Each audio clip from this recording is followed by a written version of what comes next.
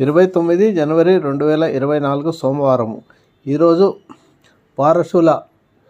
తూర్పు దిక్కు వారసులు అవుతుంది కాబట్టి తూర్పు దిక్కు ప్రయాణం చేయకూడదు.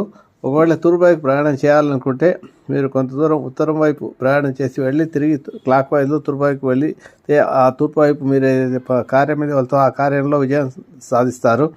అలాగే ఈరోజు దక్షిణ దిక్కు ప్రయాణం చేస్తే ద్రవ్యలాభము ధనలాభము మరియు మీకు కార్యంలో విజయం సాధిస్తారు. కాబట్టి ఏమైనా పనులుంటే మీకు దక్షిణం వైపు ఉండే పనులను ఈరోజు సోమవారం రోజు చేసుకోండి. దానివల్ల మీకు విజయం లభిస్తుంది. అలాగే ఈరోజు సంకష్టహార చతుర్థి కాబట్టి గణపతిని గరికతో ఆరాధించండి. కొబ్బరి నూనెతో దీపారాధన చేయండి. ఓం గం ఐం గణపతి నమః మంత్రాన్ని 27 సార్లు జపించండి. 16 నామాలతో షోడశోపచారం చేయండి. అలాగే చిన్నపిల్లల చేత గణపతి మంత్రాన్ని 150 సార్లు జపం చేయించడం ద్వారా మంచి విద్యాబుద్ధులు